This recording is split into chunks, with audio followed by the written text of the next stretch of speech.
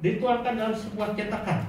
Ya, orang sering sebut itu emas antang. Ya, ada yang beratnya 100 gram, ada yang sampai 1 kilo dalam tuangan emas. Itu emas murni. Ya, jadi dipanaskan begitu rupa sehingga dia benar-benar timbul menjadi emas murni. Ya. Suhu dinaikkan lagi dan kotoran yang masih tertinggal akan naik ke permukaan sehingga bisa dibuang. Nah, proses ini terus dilakukan berulang-ulang sampai pada akhirnya diperoleh emas yang benar-benar murni, bebas dari segala kotoran dan unsur logam lainnya. Ya, itu yang dimaksud dengan emas murni. Seorang pemurni emas akan bisa melihat mana emas murni dan tidak dari proses pembakarannya. Jadi saudara-saudara sekalian, kalau dihubungkan dengan kehidupan kita, maka pemurnian iman dan hidup kita perlu dilakukan.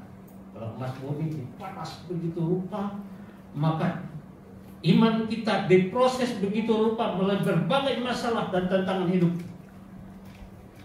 Itu adalah saatnya kita sedang dimurnikan dalam iman kita.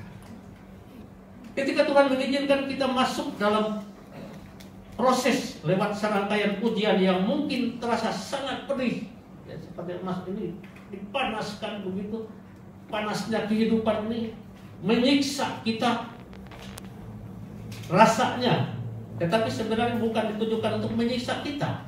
Ya, kalau itu terjadi, tapi itu diperlukan untuk memurnikan iman kita, ya, sehingga iman kita tidak menjadi iman yang karatan.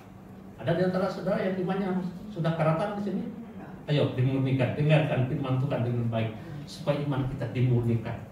Jadi seperti halnya emas diproses hingga menjadi emas murni, iman kita pun terkadang harus terlebih dahulu melalui proses pemurnian yang bisa jadi sakitnya bagai dibakar api dalam suhu yang tinggi. Jika emas bisa bernilai tinggi setelah dimurnikan, bayangkan saudara-saudara sekalian betapa tingginya nilai iman kita jika iman kita itu dimurnikan. Ya, kita tidak akan goyah dengan pengajaran-pengajaran yang sekarang ini sedang seliwiran. Ya, kita tidak akan goyah. Ada yang berkata tidak goyah, kita akan berkata Tuhan Yesus Juru Selamat. Itu iman yang dimurnikan, saudara-saudara sekalian. Jadi emas bernilai tinggi setelah dimurnikan, maka iman kita setelah dimurnikan juga bernilai tinggi. Iman jelas jauh lebih berharga dari emas, karena emas itu benda mati, benda panah yang tidak kekal. Sementara iman kita kekal mengalami proses, maka iman kita akan membawa kita ke dalam keselamatan jiwa yang kekal, hidup yang kekal, ya, masuk ke dalam kerajaan Allah. Jadi jelas sudah bahwa iman yang berkualitas itu timbul melebihi emas murni.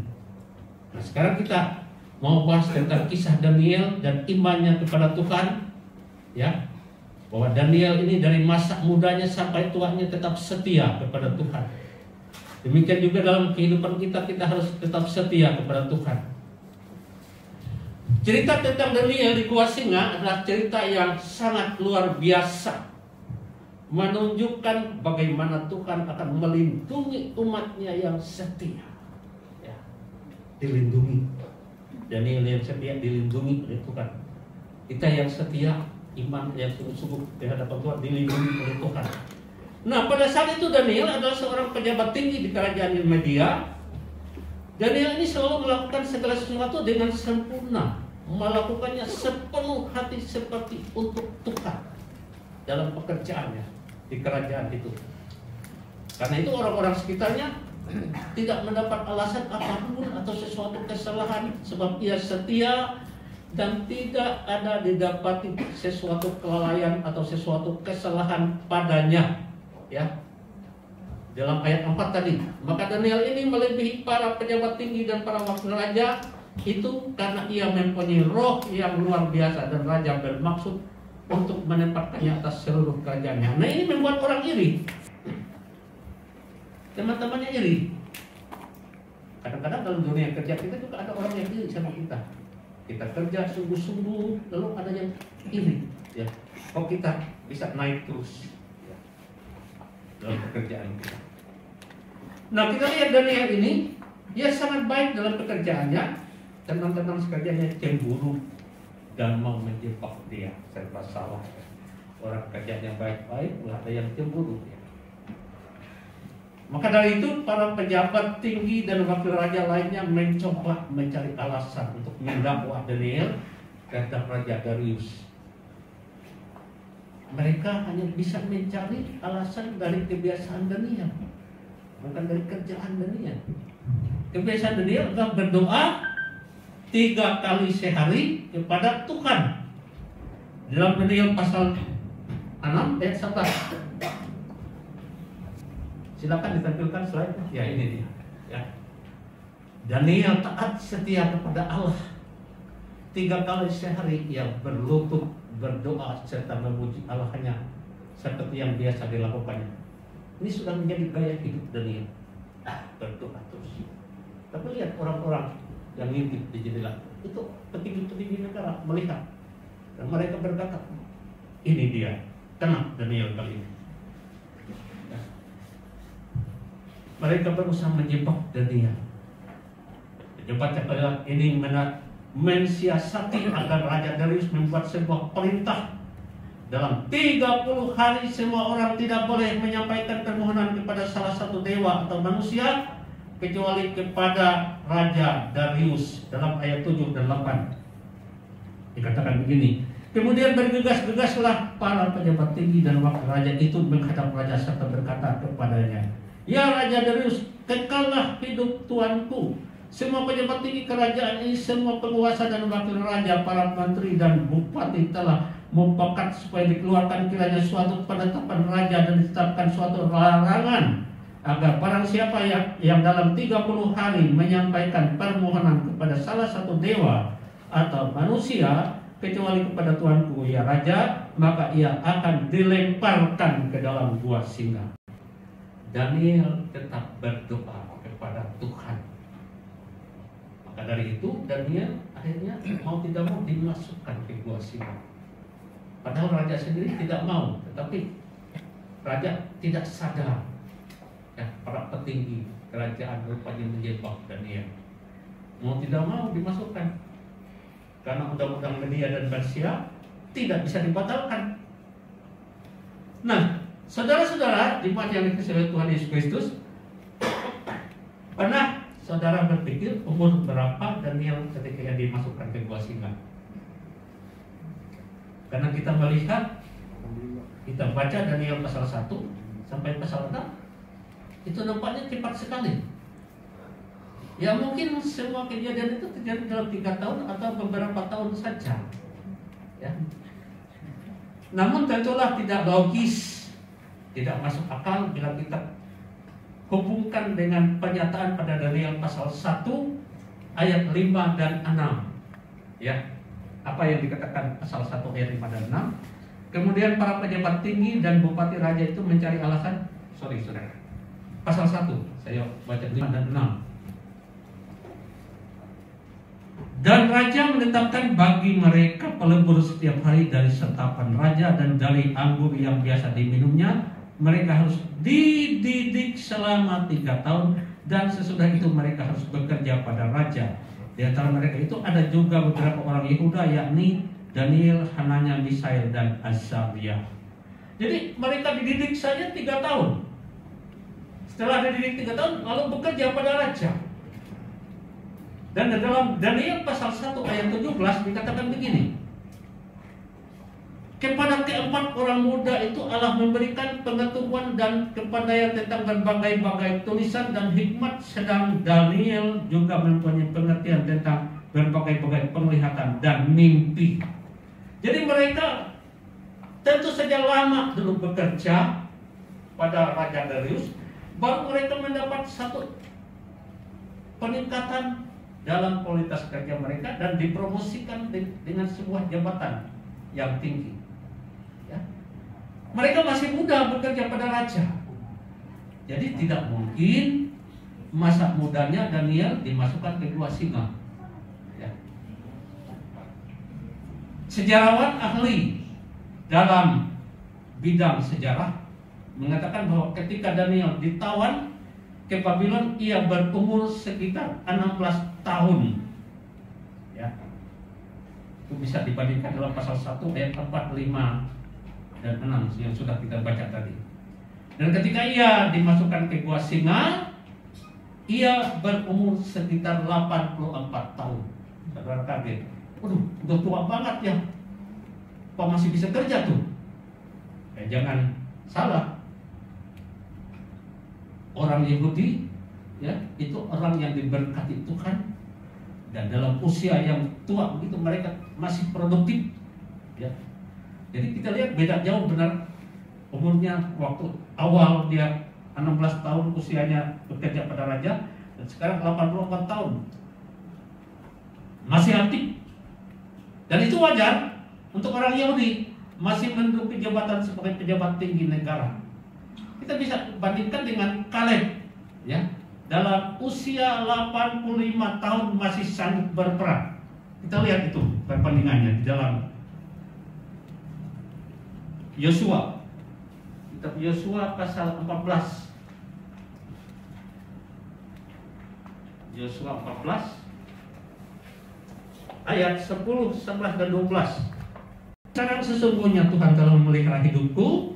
Nah, itu Tuhan memelihara hidup mereka seperti yang dijanjikannya. Kini sudah 45 tahun lamanya sejak diucapkan Tuhan firman itu kepada Musa, dan selama itu orang Israel mengembara di padang gurun. Jadi sekarang telah berumur 85 tahun aku hari ini. Itu si Kaleb ya, 85 tahun usianya. Pada waktu ini dia katakan, aku masih sama kuat seperti pada waktu aku disuruh Musa, seperti kekuatanku pada waktu itu, demikianlah kekuatanku sekarang untuk berperang dan untuk keluar masuk. Oleh sebab itu berikanlah kepadaku pegunungan yang dijanjikan Tuhan pada waktu itu, sebab engkau sendiri mendengar pada waktu itu bahwa di sana ada orang enak dengan kota-kota yang besar dan berkubu. Mungkin Tuhan menyertai aku sehingga aku menghalau mereka seperti yang difirmankan Tuhan. Kita lihat sekali ya. Sudah 85 tahun usianya, tetapi masih dia sanggup berperang. Jadi jangan heran kalau Daniel ini dalam usia 84 tahun masih bekerja pada raja sebagai pejabat tinggi negara. Kita baca di Daniel 1 bahwa ketika Daniel masih muda, ia telah setia kepada Tuhan. Dan di Daniel pasal 6 kita bisa baca bahwa di umur 84 tahun Daniel masih setia juga kepada Tuhan. Ini menjadi teladan bagi kita. Ada orang yang setia masa mudanya saja kepada Tuhan, tapi setelah masa tuanya dia hilang dari peredaran. Kita harus tetap setia dari masa muda kita sampai tua. Dari masa muda saya, dari sekolah minggu sampai sekarang ini saya tetap setia kepada Tuhan. Ya. Saya tidak katakan saya tua, tapi saya orang yang sudah senior usianya. Ya, senior. Ya. Dalam iman kepada Tuhan, dalam pelayanan pekerjaan Tuhan, sudah senior karena Tuhan mengizinkan semua yang dilakukan itu oleh kemurahan Tuhan. Kita lihat ya bahwa Daniel ini tidak membiarkan sesuatu merusak hubungannya dan kesetiaannya kepada Tuhan. Banyak orang yang setia kepada Tuhan ketika masih muda, tapi setelah sukses dan di usia tua melupakan Tuhan. Akankah itu terjadi dengan kita? Ya, saya harap tidak ya. Kalau begitu, apa kuncinya agar tetap punya iman yang berkualitas, timbul melebihi emas murni? Jangan membiarkan sesuatu menjadi penghalang bagi hubungan Anda dengan Tuhan. Apakah itu hal-hal seperti novel, komik, musik dunia maksudnya, bukan musik untuk Tuhan, kesombongan diri, passion, bahkan yang masih muda, pacar atau pasangan hidup dan lain-lain. Tidak. Ya. Jadi kita melihat Daniel ini, dia tidak mau terhalang imannya. Bahkan sampai dia masukkan di gua singa. Silakan tampilkan. Ya, Daniel dimasukkan ke gua singa. Oleh karena imannya.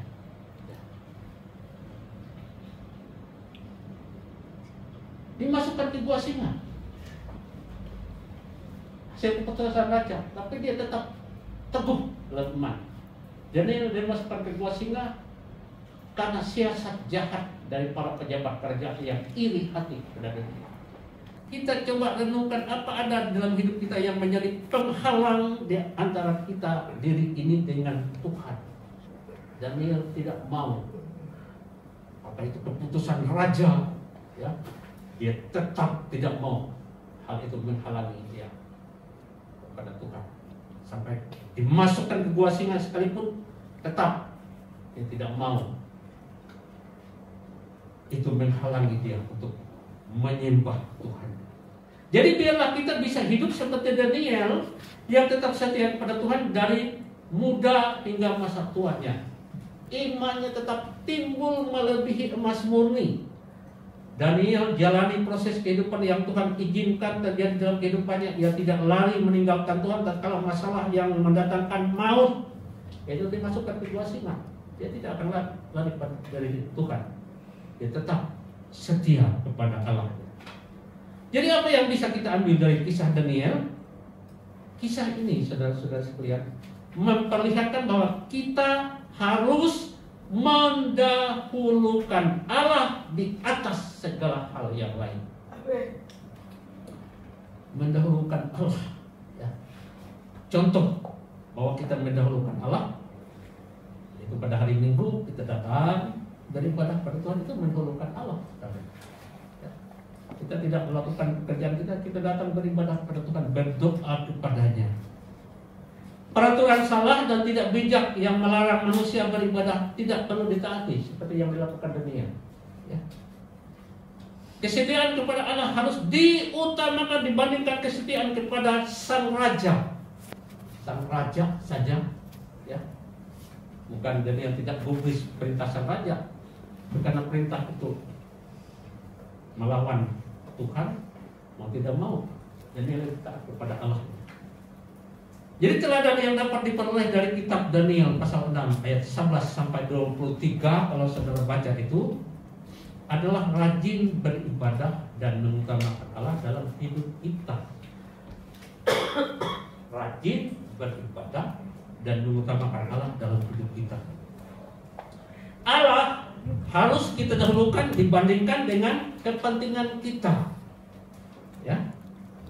Alasan Daniel untuk tetap beribadah adalah kesetiaan kepada Allah harus lebih utama daripada kesetiaan kepada raja. Keteguhan hati Daniel menghasilkan iman yang berkualitas, timbul melebihi emas murni. Kitab Daniel pasal 6 ayat 11 sampai 23 mengisahkan para pejabat yang iri dengan Daniel dan membujuk raja untuk membuat peraturan baru yang mengatur bahwa dalam waktu 30 hari tidak boleh berdoa kepada Allah atau dewa manapun kecuali kepada raja, dan siapapun yang melanggar akan dilemparkan ke dalam kandang singa. Raja tidak mengerti, ya, mengapa aturan itu dibuat. Udah dia buat aja, ya. Ternyata raja memanggil Daniel, apakah Allah yang kau sembah sanggupkah dia melepaskan engkau dari singa-singa itu?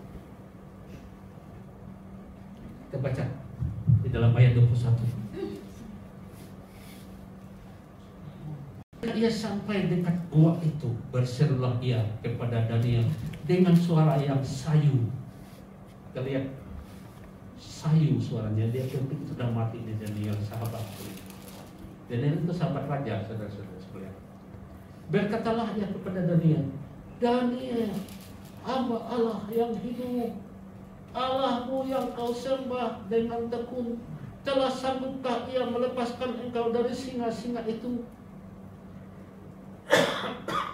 Lalu kata Daniel kepada raja, ya raja, kekallah hidupmu.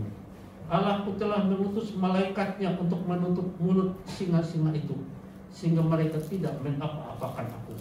Karena ternyata aku tak bersalah di hadapannya, tetapi juga terhadap Tuhanku ya Raja, aku tidak melakukan kejahatan.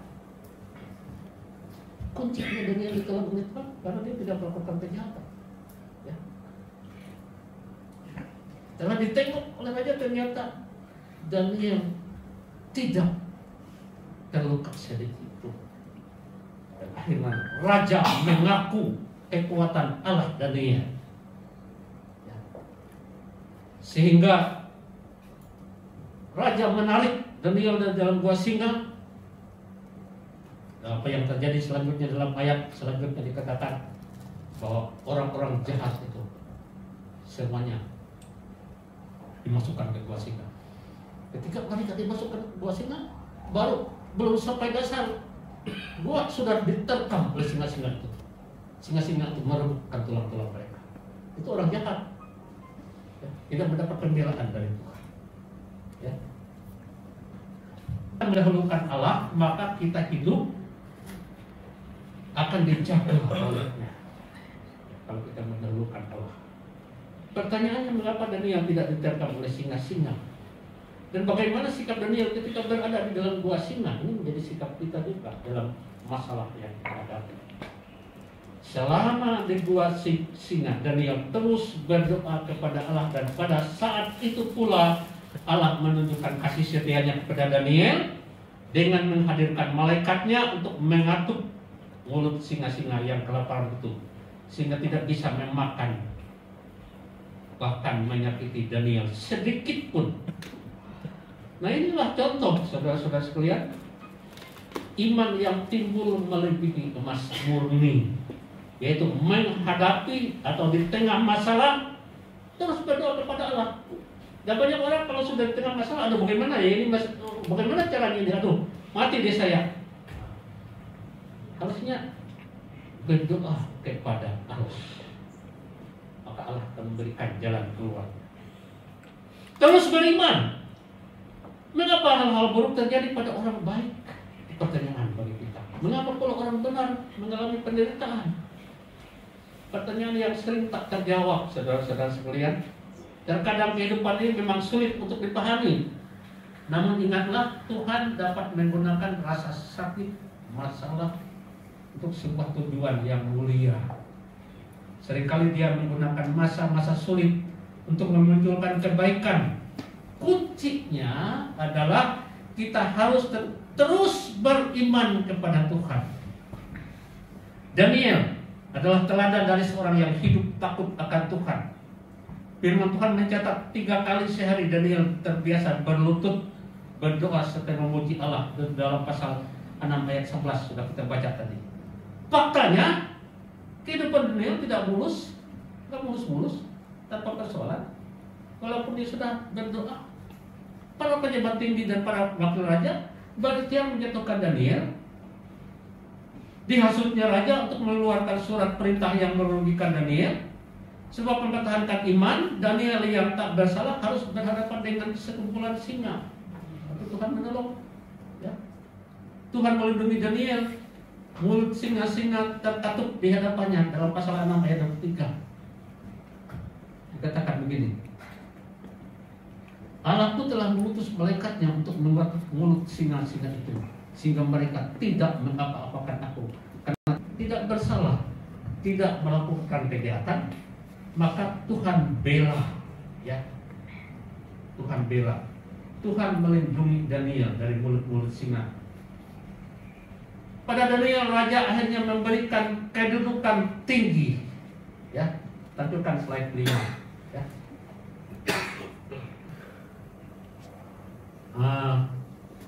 Raja menyatakan bahwa kepada semua orang bahwa orang harus takut sama Allah Daniel, ya. Ini dia, ya.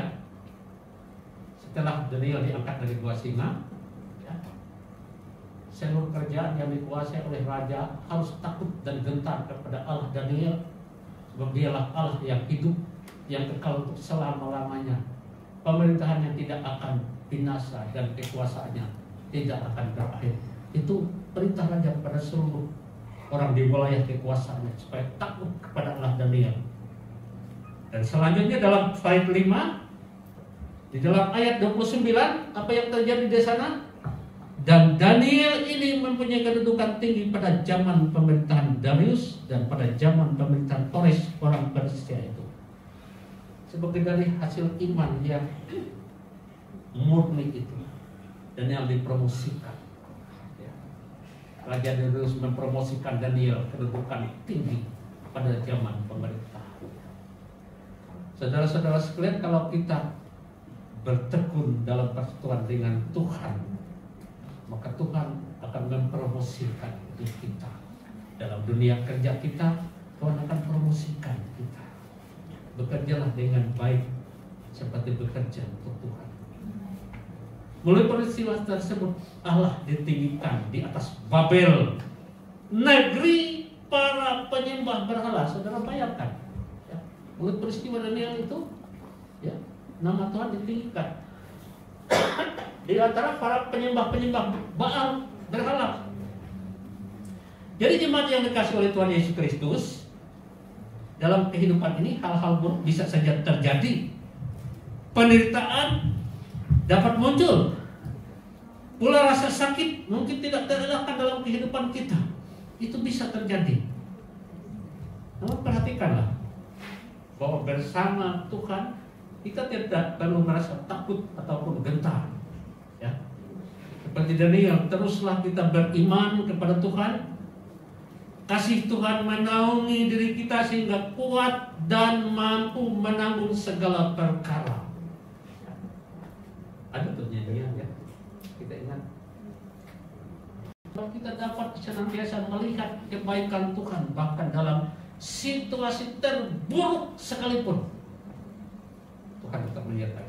Situasi Daniel situasi yang terburuk, tapi Tuhan tetap menyertai Daniel. Karena itu mengakhirinya itu khotbah pada pagi hari ini kita akan masuk dalam sebuah nyanyian lagu yang lirik lagunya itu benar-benar ini kita harus tahu. Wah, kita harus datang kepada Tuhan. Kita rindu menyenangkan Tuhan. Kita masuk dalam hadirat Tuhan karena Tuhan itu adalah Allah kita. Kita harus tahu bahwa Tuhan itu pembela kita. Tahu bahwa penolong kita. Kita tahu Dialah penghibur kita. Kita menyanyikan ini. Tiada yang mustahil di hadapan-Mu, oh Yesus. Ku bangga padamu, hanya Kau Yesus yang sangat ku cinta.